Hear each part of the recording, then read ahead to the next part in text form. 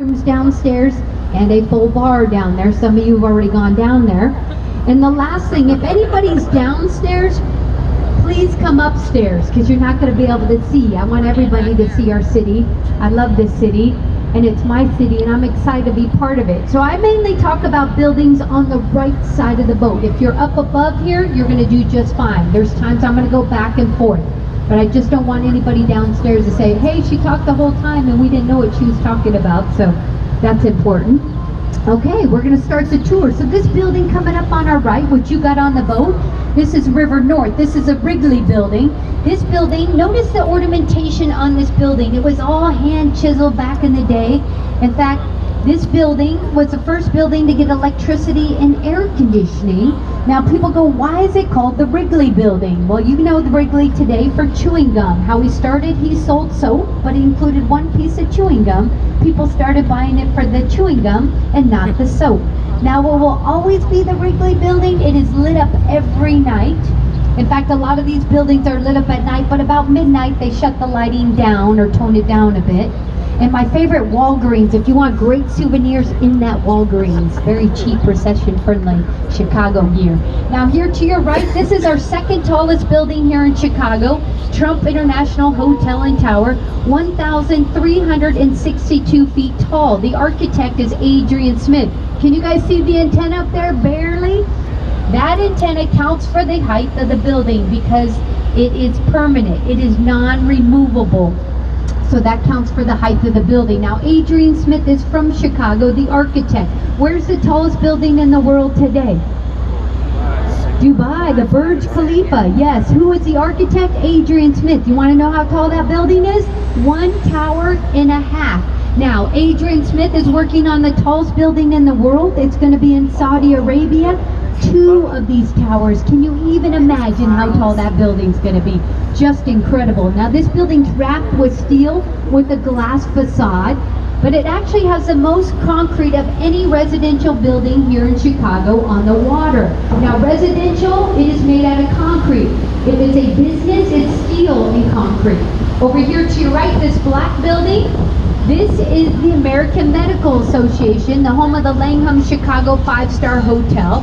But this building, look at no ornamentation, less is more. This is Mies van der Rohe. He was a German. Now look in the middle of that building. You see the ventilation up there? Why is that? Well, that was formerly the IBM building. You remember those old computers generated so much heat, they needed extra ventilation.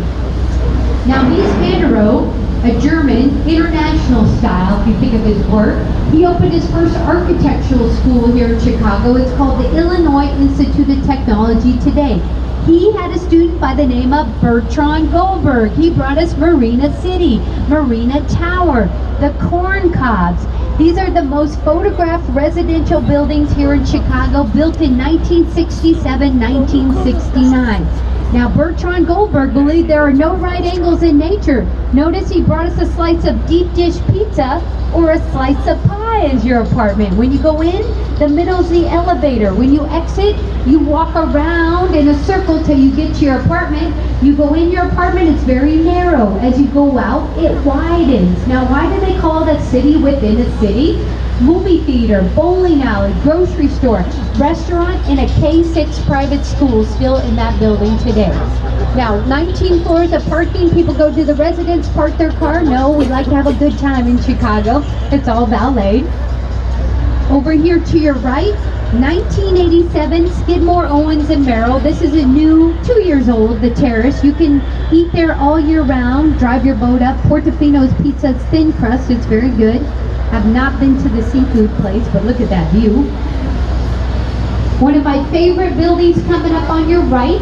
This is a typical warehouse in Chicago. Red terracotta brick built in 1914. George Nimmons is the architect. Now look at this building. They're having a party. Look at that. Cheers. Yes, yes. This building is asymmetrical. Look at 6 columns on the right. You got the center column, 5 columns on the left. They had to take a portion of the building down to widen the road. That's LaSalle. Now, what do you guys see at the very top of that typical warehouse? What's up there? A clock. Why do we have a clock? And Whirlpool, yes. In fact, I had a whole bunch of them on my boat last tour. But the clock, why do we have a clock up there on our typical warehouse? Well, in the 1900s, it was a luxury to own a watch. This way people knew what time it was and what time to report to work. See, in Chicago, you don't need that fancy Apple Watch. You just look up on our buildings, you can see the time. Now look at this building over here. This is a LEED Platinum building.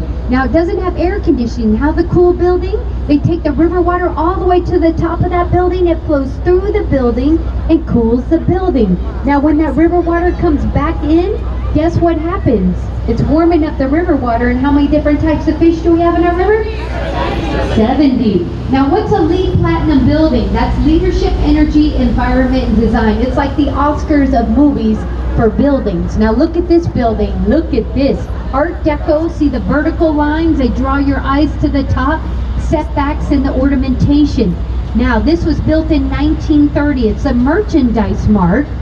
Now this building is 4.5 million square feet. You're like, Justine, how big is that building? It takes up 5 acres of land. Now what's interesting about this building, do you guys know who Marshall Fields is? Mr. Marshall Fields is? Yes, he had, it's like a Macy's, a Nordstrom's. He had 14 warehouses all over Chicago. He paid $30 million to put this up. Now what's interesting, anybody, I did say there was a few locals on the boat, so Chicago has the second highest property taxes in the United States. Anybody on the boat from New Jersey? You're number one, yes. Now, he had to sell the building in 1942 for $13 million. He sold it to the Kennedys. Kennedy sold it in 1998, $575 million. Not a bad return on investment there. Now, there is only one building that's bigger than that. It's in Washington, D.C. Anybody know the name of that building? Starts with a P. Pentagon. That one's way larger. Now, the Kennedys own this. Wolf Point today, the new Salesforce building. It's interesting, they were window washing. You would think they would put automatic window washing on this building. It's our newest building. Now, as we turn the corner, look at the white concrete. Look above on the fence line. You see a circle with the letter Y as we're going around on the fence line. This is, oh, there's an L train, by the way, elevated train. This is where all parts of the river meet. Meaning, what letter represents Chicago? The letter Y when you think of Chicago. Now, we call it the elevated L train because it's elevated. Now, let's look over here to your left. Oh, look how fun this little boat is over here. It's a dragon boat. There must be practicing. We have dragon races. That's pretty cool. You don't see that very often. You can stand up if you can't see it. It's pretty cool to see. But let's look at this building coming up on our left over here. This is called River Bend. See how it bends with the river? That's called contextualism. The architect is James DeStefano. He is from Chicago. These are all residential buildings. In fact, every one faces east. Now, what's interesting about this building, it was built in 2002. They each paid $1.2 million apiece. It's additional $50,000 for parking. It's so narrow, it has to be valeted as well. But then they had this beautiful view, and then boom, look what went up in front of them. Oh no, you know that TikTok? Oh no, oh no. Yes, definitely. They did know that possibly would happen. But over here coming up on your left again, this is Fulton Market. Now this was an old dairy warehouse all the way up until 1980. Then Harry Weiss redesigned it. See the starfish? Look in the balcony, 6 feet of concrete. And the reason being, there was horsehair and cork in that building to keep the dairy products cool. But it took 500 truckloads, 6 months to remove all the horsehair and cork out of that building in the early 80s to convert it to residential. Coming up again on your left side, we have the Chicago Cottages. These are pretty famous, built in 1988. They each paid $1 million a piece. Private parking. They can have a boat here with their own dock and everything. 4 original owners. And who is the architect? Harry Weiss. As we go by it, look in the distance, back towards it, it looks like sails on a sailboat. He loved the nautical theme. Now, there was a family that sold 2 years ago. They sold it for $2.6 million. So pretty good. Now, we're on the Chicago River. We're heading north. Now, back in the day, nobody wanted to be on this part of the river. It smelled bad. It was disgusting. Nobody wanted to look at it, see it. But then we cleaned up the river, planted these trees, and then this is a East Bank River Club, athletic club I should say. And what's interesting, this building never had windows. When we cleaned up the river, then they put these fancy windows in. Some famous people have worked out there. Michael Jordan, Phil Jackson, the Obamas, the Clintons, Oprah Winfrey, quite a few people. But look over here to your left again. Aren't these gorgeous? These are 70 European cottages. It's called Kinsey on the Park. These were built in 2003. They each paid 1.3 million a piece. But down below you have the garden area. The second floor with the balcony is your living room and kitchen.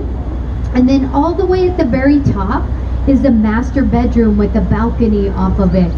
Pretty beautiful. Now these all sold before even one of them was built. They rarely go up for sale. Now you see a fence in that area. Are you allowed to walk in there? Yes, you must register, but be out by 9 o'clock. In fact, we have another tour in the summer. I think it's starting this Saturday. It goes out at 9 o'clock, and we have to be quiet when we talk because they complain and say we're too loud. I know it happens. Can everybody hear me okay? Good, good, good. Are you guys all warm enough? Okay, so far we're doing good. That's good. Okay, so we're going to come over here to the right. Look at these. This is a typical warehouse again. It was an old printer's warehouse in the 1920s. In fact, we converted them to residential. The first two levels, they each have 2 fireplaces, and the reason being, that's how they warmed up that warehouse for the workers in the winter. In fact, look in her apartment. It's gorgeous. Look at that chandelier. Yeah. See, it's fun when you do the tour, right? Because you're like, I might get closer. But when you see a typical warehouse with those balconies, that's called adaptive reuse. Now, where do you see adaptive reuse? Everywhere. San Francisco, Cincinnati, Denver, Florida. You can find it anywhere. But it is fun at night when we do the night tour. It is fun to look in their apartments. Okay, look over here to your right. We got a lot to talk about to the right. Now look over here, you see these trees, there's a park-like setting. Yes, it's a children's park, a dog park, a family park, everything. It's called Ward's Park. But look at the building to your right. You see the chevron design or the triangles?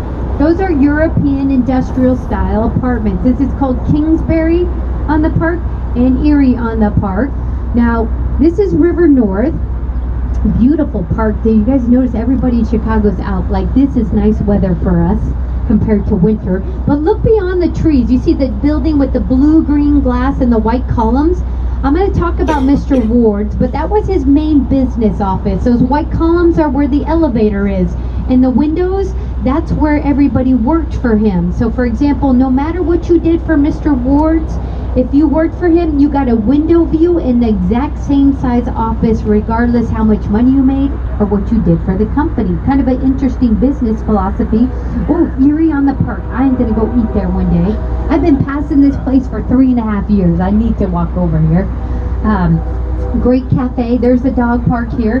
But Mr. Ward's, I'm going to talk about him in a minute, but I want you to see this 5th tallest building in Chicago. As we come next to this building, you're going to look down the side, 2 white antennas in a black building as a boat moves. Look down the side, 2 white antennas, that black building. Keep looking, you'll see it in the distance. That is the 5th tallest building here in Chicago. It's a home of the 360 tilt, where you can tilt over the building. Yes, and if you're afraid, you can just step back. You don't actually have to tilt over it if you don't want to. They used to have a restaurant on the 96th floor and a bar. You could go up there first come, first serve. I would send you guys after the boat tour because the city is pretty cool from seeing it above and on a boat. So it's difficult to get reservations, but they closed the bar a year ago in May, this past May, so it's unfortunate. And I used to send the ladies to the bathroom with their cell phone because it was the best view in the city. Now let's talk about Ward's again. If you don't know Mr. Montgomery Ward, who is he? Think of JCPenney's catalog or the Sears catalog. And if you don't know who that is, think of the Amazon Prime Today back in the day. That's the best way to describe them. So this was one of his warehouses. This, once again, adaptive reuse. Now, it's prairie style of architect. Now, you see the ornamentation? Who's a Frank Lloyd Wright fan? Anybody on the boat? Yes, he has a house you can actually visit down south. If you don't know anything about Frank Lloyd Wright, I'll tell you 3 things about him. Number 1, his favorite color Cherokee red. See the horizontal ornamentation. Second, he brings the outdoors indoors in his home. And third, the guy's always over budget every time. Yes. But this is his main warehouse over here. This is the Domain building. It was formerly the Groupon building. It's now called Echo. But look over here. Look how long this building goes. This was his main warehouse. In fact, when he sold the company and sold the business, the next company moved in and they opened one of the closet doors and they found 250 pairs of roller skates. People go, why roller skates? Well, if you worked for Mr. Ward's, they were the metal ones that went over your tennis shoes. You had to be able to roller skate. So you had to grab a box, roller skate throughout this building, grab the merchandise, put it in the box, roller skate down to the inn, and then mail it off. So if you didn't know how to roller skate, what did he do? They taught you how to roller skate. Pretty cool. Now today it's all computer generated.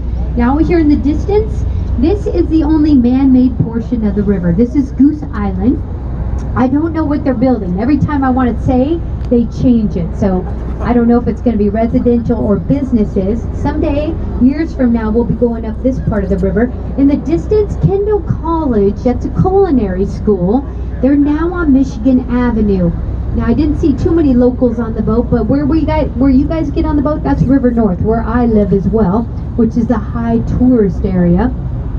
When I moved to Chicago 3.5 years ago, 26 years in California, we lost jobs, so the other half got a promotion, so we moved to Chicago. Yes, the first winter we froze, but then we recovered. But in the city, people are moving out of the city, so the rents were very cheap. Now they've definitely gone back up to where they need to be, but food is expensive here in the city in River North. So if you're going to come back to the city, Google Kendall College Culinary School Dining Experience. They serve a 5-course meal for $45. And what's cool, it's on Michigan Avenue, so it overlooks the lake and the Bean Millennium Park. It's pretty cool. You can even order a bottle of wine, but you might have to show them how to open it because they're 19, 20-year-old students. So, but very fun. Now over here to your right, this is the Chicago Tribune, or we call it the Freedom Center. Now I'm going to talk about this building and I'm going to talk about the history of Chicago. So if anybody wants to go downstairs, get a beverage, use the bathroom, you're not going to miss anything visually. You can still hear me down there. But let's talk about this. The Chicago Tribune. Who still gets a newspaper today? Does anybody? I always like to ask. Yeah, it's fun to get the paper.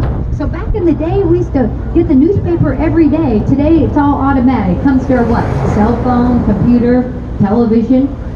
So this Tribune Center, it had huge printing presses. In fact, you see these 2 wooden doors coming up, brown doors on your right. We used to print thousands of papers. Then they would open those doors and load it up on a barge. We would load it on the barge and then take it down to the railroads. We're going to be passing the railroads in a little bit.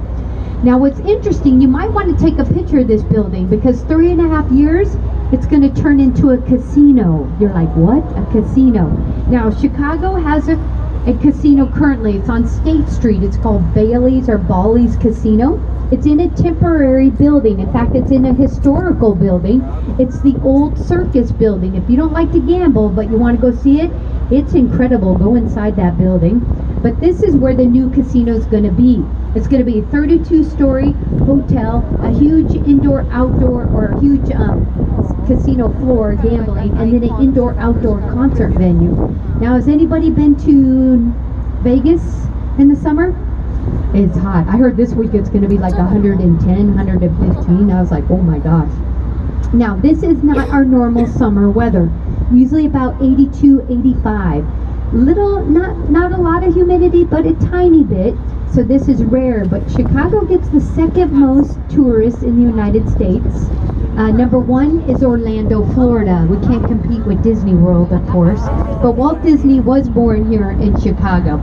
So I think this place will be busy. Now people go, why do we have a casino? It's to fund the police officers' retirement. That's why they're bringing in a casino. Now let's talk about the history of Chicago, shall we? Now, I love Chicago, been here 3.5 years. Chicago became a city 1837. We had 300 people in our city at the time. And then in 1870, we had over 300,000 people in our city. And then remember, we had that great Chicago fire in 1871. and then we rebuilt our city. But let me tell you how we put Chicago on the map.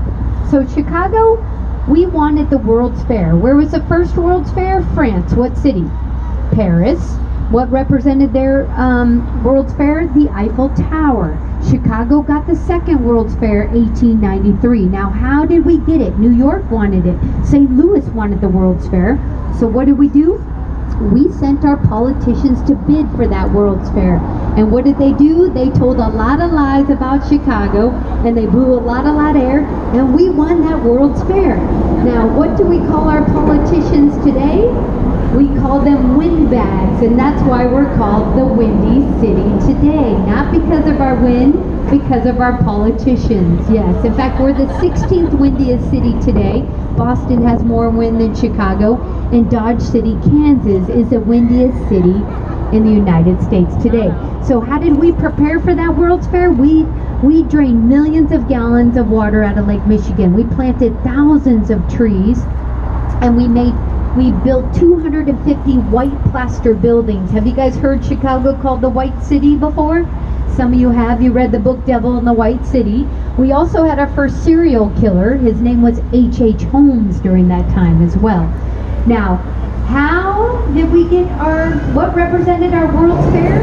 We had George Ferris. He was a railroad steel worker, and he created the first Ferris wheel. That first Ferris wheel, 36 boxcars. It held 60 people in each boxcar. One boxcar was empty for the live orchestra. It took 26 minutes to go all the way around, and 28 million people came to Chicago during that World's Fair, 1893. So that was from May till September. 28 million people came to our city. Now that was half the population of the United States today. Now, what inventions came out of that World's Fair? Anybody know? Anybody want to guess? Electricity. Nikola Tesla. Yes. The zipper. Chewing gum. Diet soda. Pabst beer. Twinkies. Cracker Jacks. Ice cream cone. Dishwasher. Wash machine. Isn't this incredible? All these things came out of the World's Fair. Now, people ask, what buildings are left from the World's Fair? We only have one original building standing. People go, why?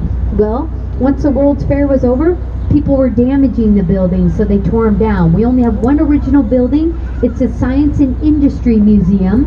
It's probably my favorite museum in the city, but that's the last building standing. Now, you guys seen the lions, right, in front of the art museum? Those lions are from 1893 as well. You can walk down Michigan Avenue South and see them outside and take a picture. So Chicago is our city today. Now, you guys see our bridges, right? This is Kinsey Bridge, which there's a famous story. Anybody a Dave Matthews fan on the boat? Okay, not too many. But also, we have bridges that are standing up. You're like, why is that bridge up? That bridge actually has to go down once a year to pass inspection. In fact, we have 37 bridges. They open from the middle open or from one side all the way open. In fact, there's only one city. It's not in the United States. They have more bridges over their waterway. Anybody want to guess? Amsterdam. Well done, sir. Yes. Over 100 bridges. Yes. When do our bridges open? Every Wednesday and Saturday in May. In fact, tomorrow they might open up because May was a little chilly. All the boats coming back out on Lake Michigan, so the sailboats, they have to lift the bridges. And then we open up again in October, every Wednesday and Saturday, because they have to come off for winter. Because Lake Michigan's only 28 feet deep for about 3 miles offshore.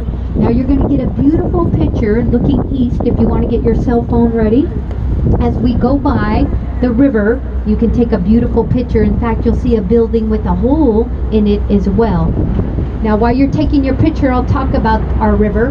Now, we dye our river on St. Patrick's Day. What color do we dye it? Green. People ask, who dyes it? Well, the Plumbers Union, one of the most powerful unions here in Chicago, they dye our river green. They use orange vegetable oil, and when that orange vegetable oil hits the water, it turns that bright lime green. Pretty cool. Now, what letter represents Chicago? Y. Good. Here we go. Our L train again coming up. Looks like it's a pink line. Now, looking over here, look at this building. Doesn't it look like a Y? It almost looks like it's upside down. Now, this building's only 40 feet across. It's 150 North Riverside. The architect is Gesh and Partners. Now, what fascinates me about this building, it has a lot of awards because it's the only building. It's only 40 feet across. You can see the lights in the middle of the building, 40 feet across. In fact, you can see our boat's reflection. You see the 8 steel beams across the building goes all the way up to the top of that building. The strongest steel in the world comes out of Luxembourg. But how does this building stay up in the cold, wind, snow, rain, even tornado warnings? Well, there's 2 rollers at the very top of this building. They each hold 160,000 gallons of water, and they roll back and forth to counterbalance that wind. It's all computer generated. It's called a advanced damper system. It's very high technology. But what's interesting, LEED Platinum building, they have their own honeybees on property. In fact, 5 weeks ago, they gave everybody in that building a small jar of local honey. Now, if you work in that building, guess what? You need your badge. And the reason you need your badge, there are no buttons on the elevator in that building. So it knows exactly what floor to drop you off. So pretty cool. Now look at this, 100 North Riverside. Look all the way to the top. You see the circles at the very top? It's supposed to look like salt and pepper shakers. It was designed for the Morton Salt Company. Boeing bought it, and Boeing has moved to West Virginia. They have some workers still here today. But look at this part of the building. Notice it's different on the top. It's being supported from the top. We could be under this part of the building throwing a frisbee, throwing a football, kicking a soccer ball. Nothing supporting the building down at the bottom. All the supports from the top. If I'm holding a cantilever or a cup of water, cantilever. Look over your right shoulder. See the silver X or the white X? Those are trellises. There's 5 of them. And that's what's supporting the building from the top. Is that incredible? You guys just saw 2 incredible buildings. Remember in school the teacher would say, where there's a will, there's a way. Yes. Now look over here to your left, the Opera House, real quick. Now people say it looks like an armchair, you can sit back on it, or it's like a throne. I wanted you to see that because when we go by you won't be able to see that angle. But come back over to the right. See this building? See how it's set back? There's trees up there, park-like setting. Built in the 1920s. Now people ask, why is that building so far back? Well, we're going to talk about that Great Chicago Fire, 1871, when we get closer, because I'm going to show you where the fire started. But after that fire, we rebuilt our city. What did we have to do? Well, we rebuilt our city. And who designed our city? Daniel Burnham. It's called the Burnham Plan of 1909. Now, Daniel Burnham, he designed our city. See the open and clear space above on our rivers, both sides, our bridges, the underground, the railroads, the L train, 26 miles of open and clear space along our lake, and over 26 beaches, free and clear, that you can use every day. So Daniel Burnham redesigned our city after the Great Chicago Fire. Now this building, we saw one building, that's Gateway 1. This building's called Gateway 2. Gateway 3 and Gateway 4. Now, who is the architect? Remember, less is more, that German guy, Mies van der Rohe. Now, what's interesting, what do you guys see in here under that building? The railroads, there's trains, yes. They actually have to pay air taxes to be above that train. Now, can you imagine working in this building, hearing all the noise from the train, smelling the diesel fumes? I don't think I could teach in that building. But that building is soundproof and smell-proof. Now let's come over to your left. You're going to get a glimpse of the tallest building here in Chicago. Look up, there she is. Whoa, 9 square boxes. You're going to see her again. Now get your camera ready. You'll get a really good picture. I think some of my students graffitied over there. I'm like, whoa. All right, once we get in between these 2 buildings coming up, you'll get another picture of her real quick. Everybody doing okay? All right, good. We're having fun. Not so bad for the teacher. You're nervous. I know. You're like, oh no. Okay, take a look at her. 1,454 feet tall. You guys see those 5 glass boxes? They got the lights on. They're looking at us as we're looking at them. 25,000 people go up there every day. Now you guys see the antenna up there? The antenna does not count for the height of that building. Those are communication antennas. They are removable. Now she is 50 years old, completed in 1973. She's coming up on 51. Look at that picture. Another picture, beautiful. See those 9 boxes, all different heights, square boxes? We'll talk about that when we come back. But this building right here, you see this is a map of the south branch of the river on the left side. You see the bright red square? That is the largest "You Are Here" map in the world, I think. Yes. Now, what's interesting, I haven't been a tour guide maybe 3 years here, but the tour guide said for years nothing was on that building and we never talked about it. Then they spent $1 million to put up that map and now we talk about it. I guess it worked, Tom. Yeah, it worked. All right, come back over here to your right. So remember, Mr. Ward's had that huge warehouse. He had several warehouses. We had to build a big enough post office to support his warehouses. This is the United States Post Office. It is now corporate offices, you can see. In fact, there's a freeway, a highway, an expressway that goes underneath. But take a look, one more picture of her. Look at that. That's a great picture. You can stand up, take a picture, feel free. But I don't want you to miss. See, I like making memories too. She's so pretty. So we'll go back to the post office. So we're going to go underneath where the freeway goes underneath the building.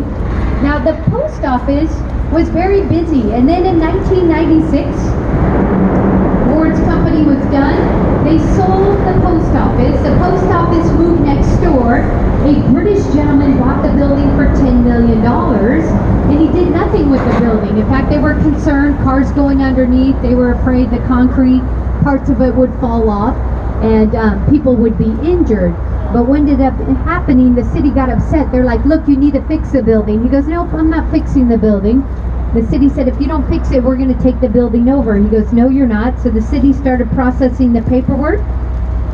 He sold the building just before the city took over. He sold it for $28 million. The next day, he died of a heart attack.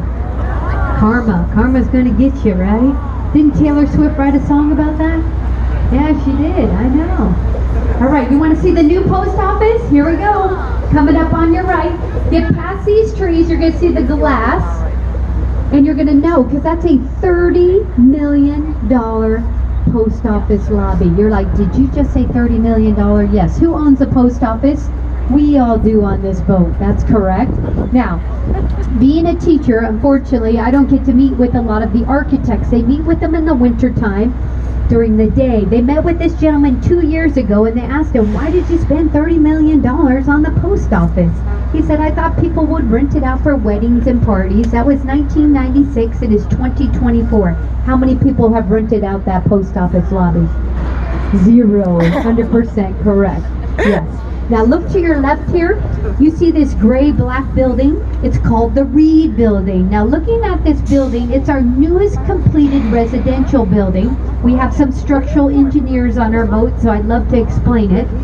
You see these round gray columns, cement columns. They're actually called caissons. We go 100 feet down below, 6 levels of bedrock before we go up above, before we build. The next level is private deeded parking and public daily cost to park. And then up above where the glass is, you see the grill and the pool is up there. The next level